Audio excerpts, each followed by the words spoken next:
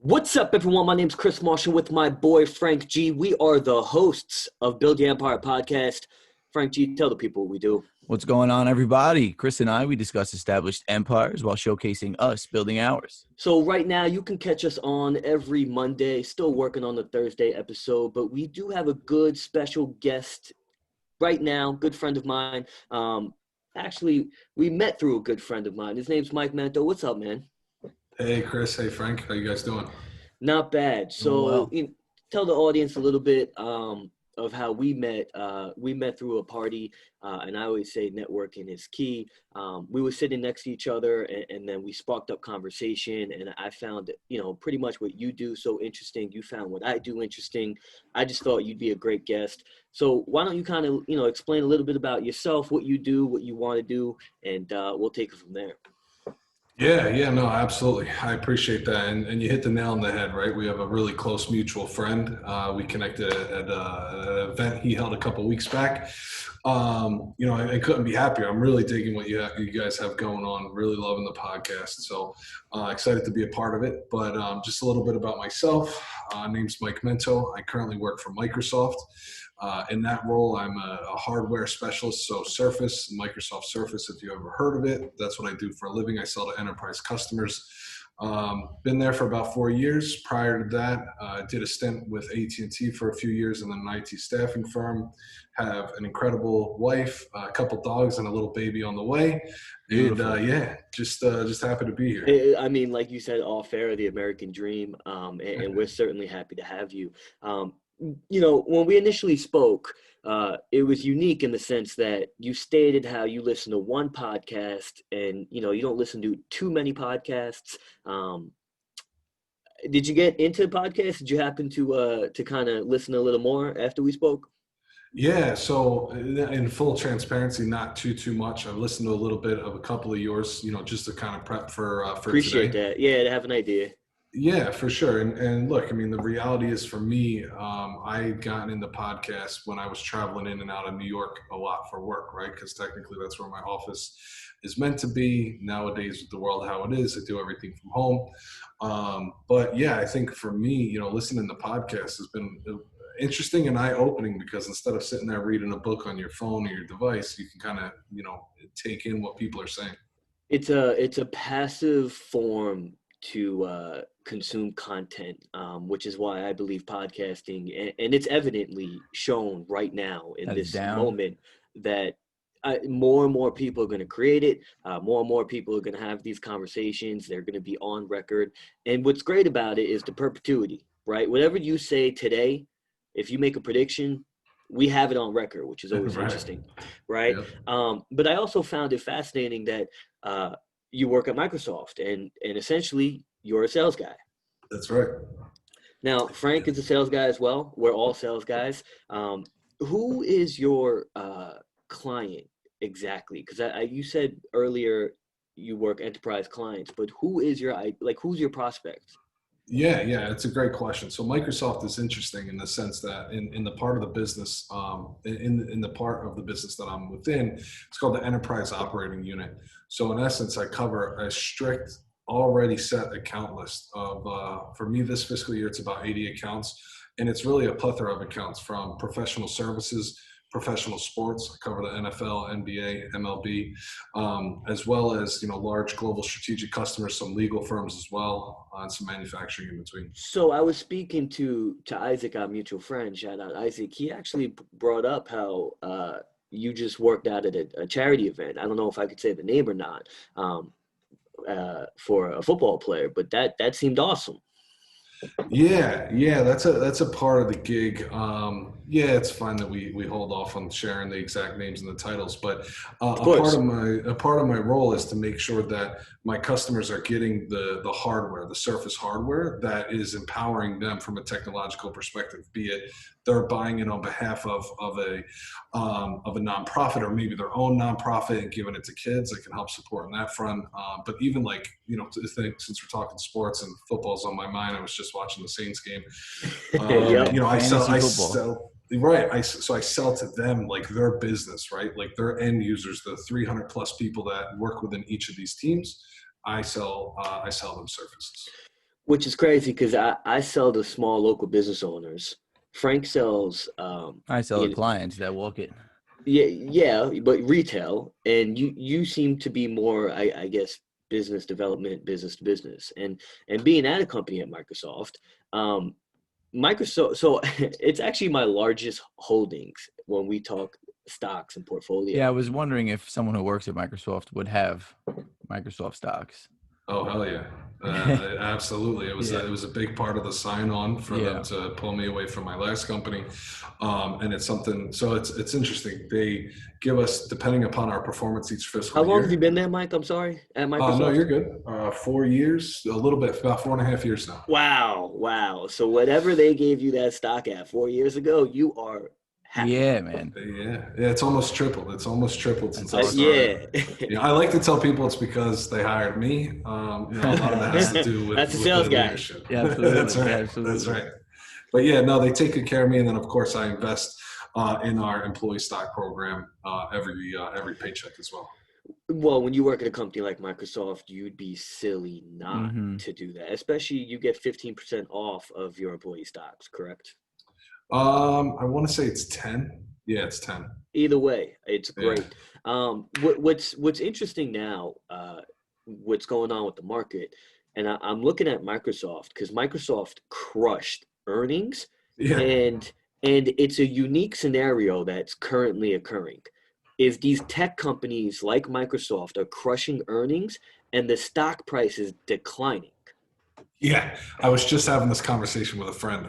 It blows my mind. I don't understand how this happens because I am like my knowledge of the stock market is, hey, you hope to buy in low and sell high, right? But Sure. from a savings perspective, I'm like, hey, I believe in this company that I work for. They give me stock as benefits and rewards every year, and then I buy into them at a discount throughout the year.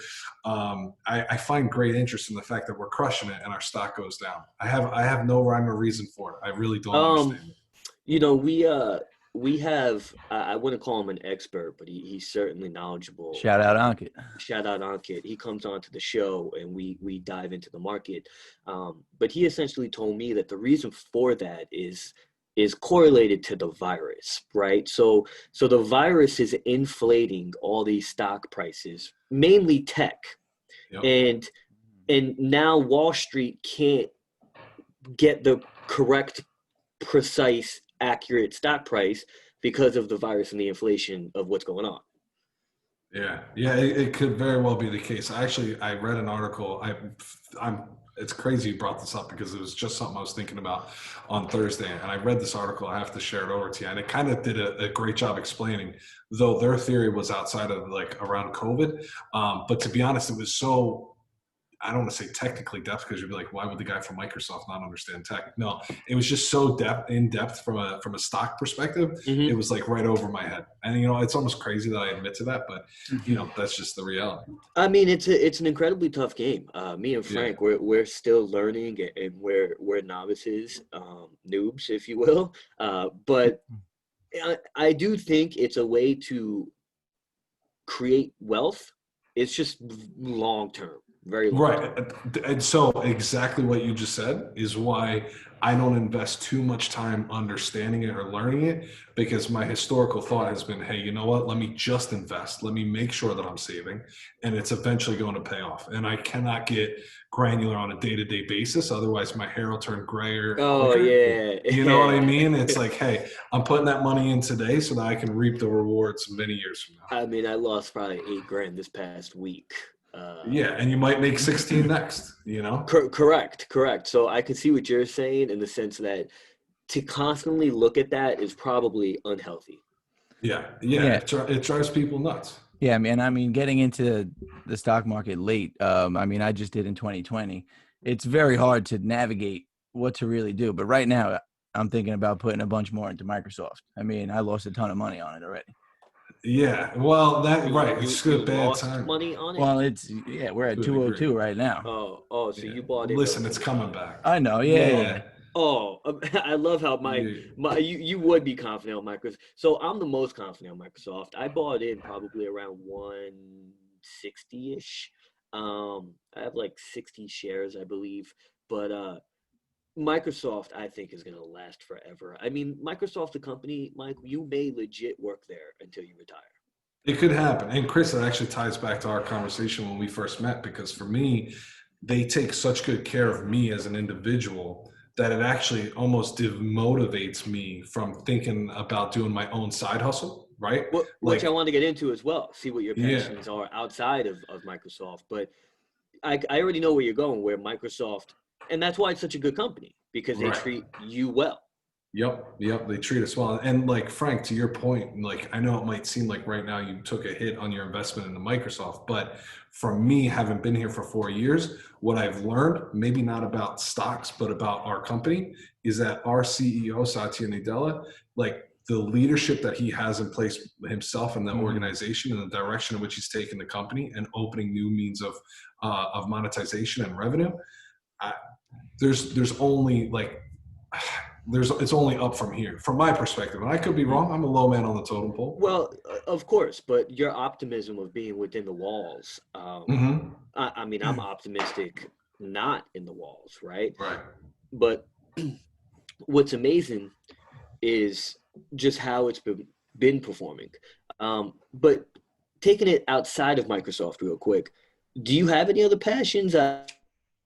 I mean, like, is there anything you wish you could do? I heard about you creating a hot dog stand back in the day. Yeah, that's right. That's a hustle right there. That is true. Yeah. Fun fact, I started my own hot dog vending company in college, ran that for about 3.5 years, and then ultimately sold it all off in order to focus on my degree. And I realized in college, I was like, you know what, I'm making good money and it's nice side change, but this is not going to provide me the life that I wanted to. Was this something on campus you did? No, great question. So throughout like the end of middle school and into high school, I actually worked for one of my teachers this guy was a teacher. And then he, and on the side, he ran a hot dog cart company, but not just one. He had like 15 at the time. And I worked for him. And then after a couple of years, it's like, shit, man, I could do this myself. I've saved enough money hustling for this guy. Yeah. So I did that for a couple of years in college, and I was like, you know what? I love it. It's fun. It's a grind. It's something that people remember. Like, Chris, you remember that? But I had to bail. I had to sell it. But to your question, Chris, like, what are my passions? I think for me, I love talking with people. You know, I'm very conversational, very extroverted. I love business. I love sales. So whatever I do that's next is going to have to be in some way selling something that I love, which is also a double-edged sword, because I mean, I'm going to sound a little arrogant here. You'd be hard pressed to find somebody more passionate about the products that I sell than myself. So when I can find that passion in something else, I would consider. So that's where my head's at. So I'm you a said Microsoft. That in the interview. Go ahead, Frank. You definitely told them that in the interview right there. It's funny, when I started at Microsoft, I didn't even really know our products. No, I didn't. I thought that our Surface Pro competed with an iPad, which it really doesn't. That's a hot topic, but yeah, no. I would say that now. The Surface Pro. So I only buy Microsoft items. I don't go near Apple. And because of, I took a huge loss because I only buy stocks I believe in, and I bought Apple and then lost a shit ton of money when I should have just bought more Microsoft. But that's besides the point. Back in the day, though, I always chose the Surface Pro over a Mac. And I loved it, and the NFL uses it, so I'm sure the technology in the Surface Pro has to be proprietary in some aspect. So think of it, the best way to think about it is this, right? So the Surface came into existence in 2012 for 3 reasons. Now, before I get into those 3 reasons, prior to that, we had what we call OEM partners like Lenovo, Dell, HP, right? They would sell devices, computers that ran Windows. So our intent, Microsoft and Windows, as you all know, it's a Microsoft OS. So we got into the hardware business in 2012 really for 3 reasons. 1, because Apple started to take market share from Windows. 2, because we knew that we needed to drive innovation for our OEM partners. Like, we needed to build something so sexy and so different like the Surface Pro that it would make our OEMs kind of push their envelopes further and get sexier. And then the 3rd reason was to give our customers what we believe to be the best experience on a computer with Windows and Office. So like, that was the core of the business back then. And it still is to this day. Took us a couple of years to get there, but we're rocking and rolling now. Does that mean we're getting a Windows 11 soon? It's funny that you should ask that. So in 2014 or 15, when Satya Nadella announced the upcoming release of Windows 10, because it flipped, I think prior to that it was Windows 8 maybe, the expectation or intent was, hey, we would never have another Windows past Windows 10. And now, having lived in this world for the past 4 years, it's true. Every time we have an OS update, it's all another number of Windows 10. So like right now we're going from Windows 10 1909 to Windows 10 20H1. Like you'll see numbers at the end of Windows 10, but for a normal end user, Windows 10 will probably be what they see for a very long time. We are in 2021 also releasing a version of Windows 10 called Windows 10X. You ask me too many deep technical questions about that, I'm going to be fumbling over my words because that's just not my expertise. But yeah, so no, I don't know if there'll be a Windows 11, but if you think that Windows 10 started in 2016, then we're on Windows 10.20 at this point. Yeah. So what would, I guess, be the threats to Microsoft? Like, would it directly be Apple? Oh man, it's so funny that you should ask, because we just, in our, not this past earnings statement, but our Q4 earnings statement, I think I read an article like we now have Netflix listed as a competitor, which is interesting because we're not in the streaming space. I think we have a ton of competition and a ton of threats per se out there. But the one thing I love about Satya Nadella is that from my perspective, like he's not drawing lines in the sand and saying, hey, this is Microsoft world and these are our competitors. He is, hey, who is that competitor over there? Let's see how we can work together. Like we right now, like you sent this on Zoom. That's a very interesting approach. Oh yeah. Oh, and I'm telling you, that is why our business is booming. Like, we're sitting here on Zoom, right? Microsoft's competition to Zoom is called Teams. Teams and Zoom are taking off throughout the pandemic and all that jazz. We're starting to integrate Zoom into Teams and vice versa. Like we're working together, as opposed to in days past, you would have seen a big battle. Compete. Compete. Here you go. This is the Surface Duo. This is that phone that you and I talked about, Chris. Yes. Dude, this runs Android. This is a Surface, a Microsoft Surface device that runs Android. Like what? Like that's how, like we're running devices with Android now. Come on, we're a Windows shop, right? Things like that. We're playing in other sandboxes, and I love it. Very interesting. Go ahead. When you said that they offered you and they pulled you away from your other job. So does that mean they recruited you or you were applying? Oh man, I love it. I love that question. No, so it's a funny story of how things go full circle. When I graduated from Fairleigh Dickinson in 2012, I was hired by AT&T into their retail leadership development program. They moved me to Atlanta, which is for 6 months. By the way. What, AT&T? Yeah, it seems like leadership. They're not making moves. Oh yeah. That program's gone. The retail leadership development program from AT&T, it's now defunct. Has been for like 3 or 4 years. Anyway, they sent me to Atlanta for 6 months. Afterwards, they moved me back to Jersey. I managed about 3 or 4 stores throughout my stint at AT&T. I leave AT&T because I was really not enjoying retail leadership. Like at my peak, I was managing a store of like 12 folks, and it just wasn't for me. I was pretty young, green behind the ears, or wet behind the ears. I just wasn't loving it. I always thought that's weird. It's like corporate retail, but at the end of the day, you're in a retail store. It's weird. Yeah, it really was an interesting dynamic. I'm incredibly grateful for AT&T to give me that opportunity. Experience.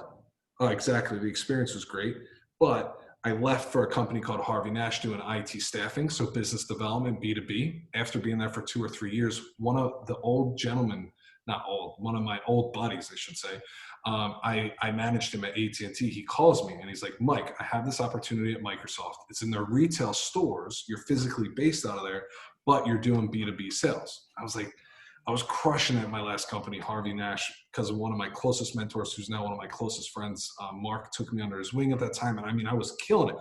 And I was like, Dave's the guy that referred me to Microsoft. I was like, I'm not interested. He's like, look, you owe me a beer. You're going to give me that beer and we're going to talk about this. So I meet up with him and he's telling me about the gig. And I'm like, you know what? It sounds like a good opportunity. I threw my hat in the ring and about 4 or 5 months later, I got the offer, and yeah, I couldn't be happier where I am today. But shout out to marketing. I mean, that's really what it's all about, networking. I mean, Absolutely. I was just gonna say that. Absolutely. Yeah, right. And that's why I think these shows and what we're trying to do here is, me and Frank, we're trying to showcase and establish our journey to build our empire and have individuals like yourself who are essentially doing the same exact thing in their own right. yeah, Now, what you said earlier, how you're an extrovert, you love sales, you're passionate about sales. I would say me and Frank are the same. Ironically, I would actually classify myself as an introvert, while my hobbies and my job and my profession Or quite the is opposite. it's Complete complete. opposite. Yeah, which is so funny how that is. But do you do you have any sales tips, like if someone comes to you and they want to ask you about sales, what are you telling them how yeah. to be good at it? Yeah, so I think the number one, the best piece of advice that I ever learned was be yourself. And this sounds so cliche, but like you'll hear me, like I shoot the shit, right? I'll use foul language. Like I am brutally honest and myself with my customers. Now, that might come as a surprise because you're like, oh, Microsoft, like you must be buttoned up. And to a degree, yeah, for sure. But like when you're one-on-one or if you're out getting a drink with a customer, the walls come down and you can bullshit and you can be personable. Because if you're not yourself and your customer doesn't like you, So, odds are real quick, is your customer someone working at a business, or is it a 100%. retail customer? It is. Okay. Oh, So, no. Yeah. So I'm talking I like got you. CIOs, Yeah, VPs of understood. infrastructure. Understood. Yeah. So I find that very interesting because I've never sold to those type of people. So Yeah. I wouldn't know how to use my body language. I wouldn't know how to use Yeah. my words. I wouldn't know how to sell and network and befriend those people to move the product. So it's a I skill can set tell you that it's you super have. easy. No, man, it's I'm super all easy. ears. Listen, it's so easy. At the end of the day, these guys and gals that are in these senior level positions that spend millions of dollars, they put their pants on and take their pants off just like us. Normal Like people. Yeah. they're normal people. And when you can lower those barriers of, oh, I'm the CEO or I'm the CIO and I'm so important, and it's just you one-on-one bullshit and talking about your kids, your family life. That's when business gets done because people do business with people they like. Absolutely. 100%. You're building that relationship, you're breaking the walls down, and they're more Yep. likely to trust you, and especially if you're brutally honest. Yeah. It's, Yeah. transparency, it always comes back and helps you. Well, 100%. I mean, it's so funny. I think, we had an episode, I think like 2 weeks ago, that your net worth, your network creates your net worth, right? And you need to meet people to create opportunity, just like how your mentor gave you your opportunity. Yeah. Um, it's lost my train of thought. It's just lost my train of thought. It's all good. Well, I mean, it's the same as, you guys networked in a backyard. Now we're here on Zoom. I mean, as a man, I got my thought back though. all right, we'll let you get you. Yeah. No, because it's just crazy, right? Because like you could meet someone and sell a product by pulling out your phone and having like your golden retriever as a screensaver, and the person you're selling has a golden retriever, Yeah, and the serendipity sells everything. Yep. absolutely. Yep. Absolutely. 100%. I mean, they find common interests, and building that trust. We were talking. I was reading about the new CEO since 2014. Satya is how you pronounce his name. That's right. How have things like been since then? I've been reading very, very good things. Like the office culture has changed completely. Yeah. Less I love pressure. this question. I love this question, man. So you hit the nail on the head. Now I need to set precedents. I've been with the company only since he's been a leader, right? I wasn't under our previous CEO, Steve Ballmer. That said, I have plenty of friends and colleagues that have been under both sets of leadership.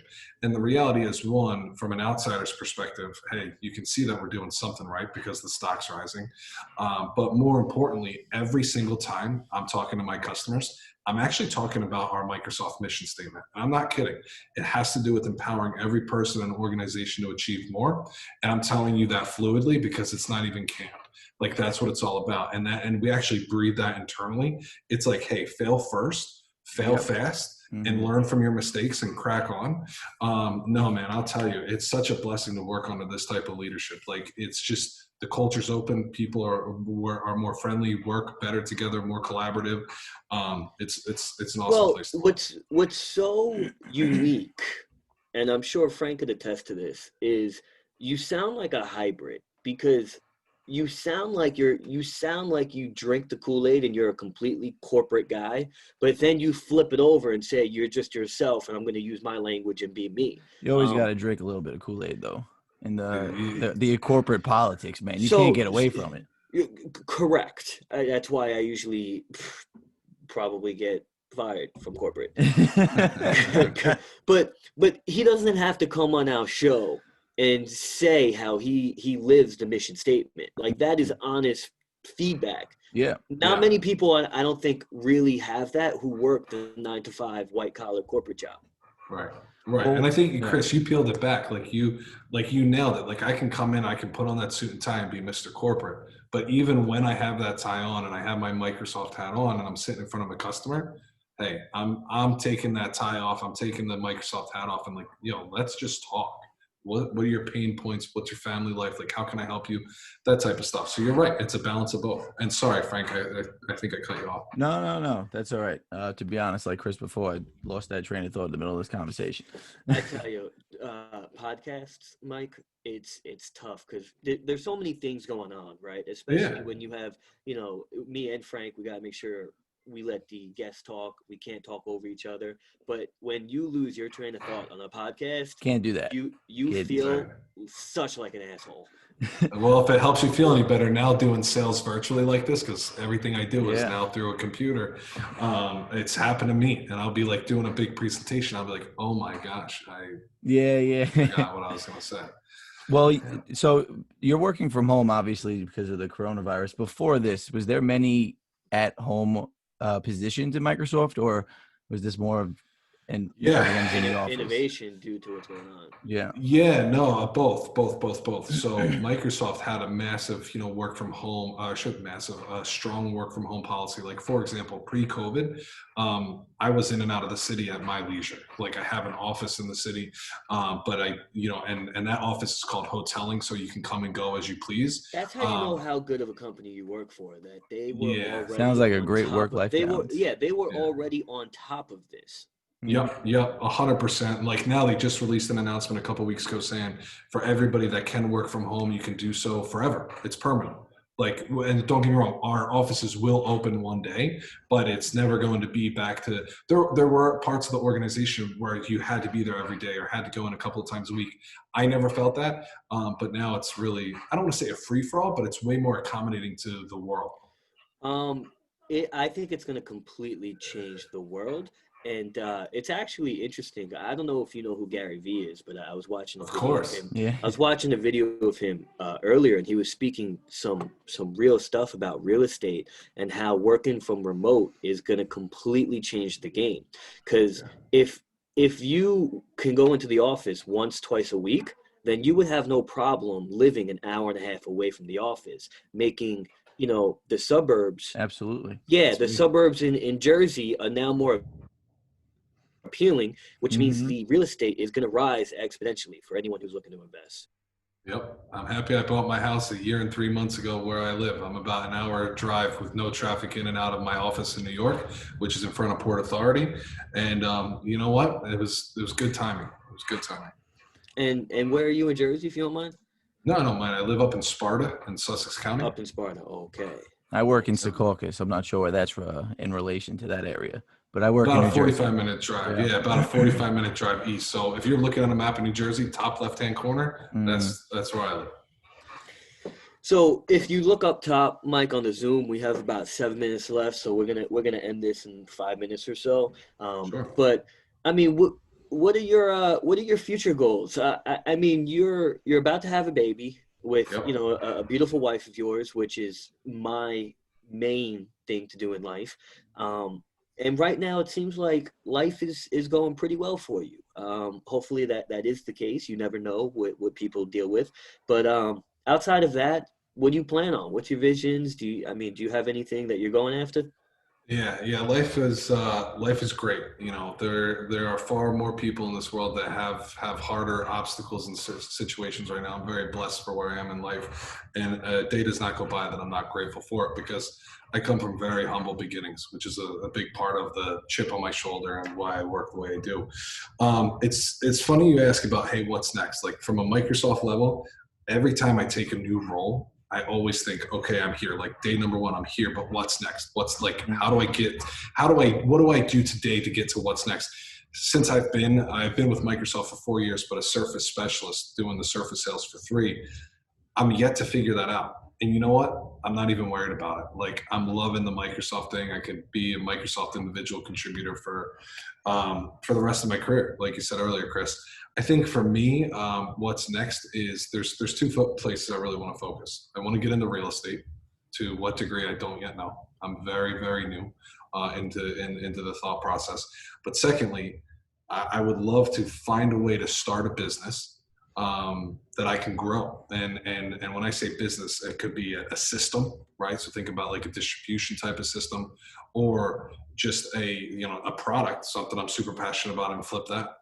I mean, anything, right? Anything Yeah. that can self-generate income. You know, I think everyone that comes on this show, we all share that similar belief. I mean, we all want financial freedom, right? And as Yep. much as you love Microsoft and I love my company and Frank loves his company, I'm sure we all would reconsider it if we can make the same amount of money as we do currently on our own.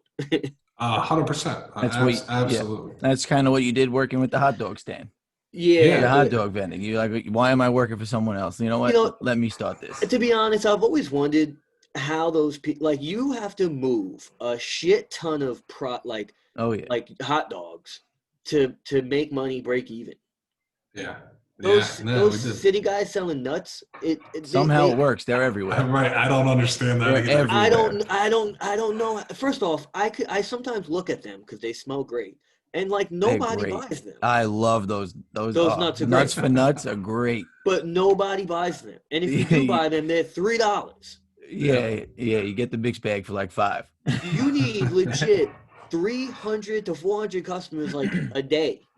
I don't see that. I don't see those. Well, in New York City before the pandemic, certainly there was that many people around. So Maybe. Yeah. Maybe we just didn't see them slinging the nuts. Well, well, I mean, maybe that's also why I guess you put the hot dog life down. You're just like, I ain't about selling all these dogs. Dude, it was, my car stunk. I was carting this thing around. Like it was. dogs. Right, and listen, if I thought big, I probably could have did it, but I realized I just didn't want to sell hot dogs for the rest of my life. That's not your passion. Exactly, it wasn't my passion. Sales was your passion, so you mingled with it. That's right. And then That's you left. right. He just didn't want to sell hot dogs, which I get. Yeah, I get it. Hey, I'm not knocking anybody who does. Yeah, I mean, I drive to the gym every like 5-6 days a week. There's a hot dog stand on one of the roads near my gym. Bro, he could not be making money. He's got to be like retired. But there's always cars there, always cars parked. It's always interesting to see, to be honest, because people go out of their way to get a hot dog here. I mean, hey, if you have a good product, people will come. Yeah, absolutely. That is true. But you know, back in the day, I was gonna buy an ice cream store. I was gonna buy it. It was like 35,000. I was gonna buy it, but I'm running the math, and I'm like, holy shit! Like one cup of ice cream is like $2. I have to sell thousands. Yep. And that location was a little duty. Not good. Mike, before we head out here, first off, do you have any like wisdom saying that I guess you can spit out to all the listeners here? Do you got any of that real quick?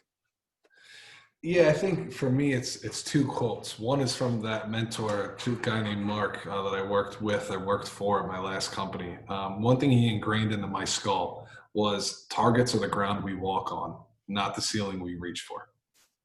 And to me, like that, I think about that statement every single day when I get to work, because I have numbers to hit, and I'm not just trying to hit numbers. I'm blowing past them. If that's not your mentality, I don't know what you're doing. Now, lastly, before I let Frank say his last points here, is it okay if I put you on blast slightly? Me or Frank? You, Mike. Lay it on me, brother. So I was a little late sending the invite over because I was taking a shit, actually. And that's why we were like a couple of minutes late here. Is it true that you shit with the door open so you don't miss any conversations? Only when I lived with Isaac, and that was 8 years ago. Yeah, my wife doesn't find as much humor in that as Isaac and I did. I certainly wouldn't think so, man. I certainly wouldn't think so. That's too funny. He goes, my wife. Frank, you got any message before we head out here? Any question? Well, since we talked about Microsoft, where you work and love, seems like a great company. I just real quick, anyone that wants to get into Microsoft, I know it's a huge company.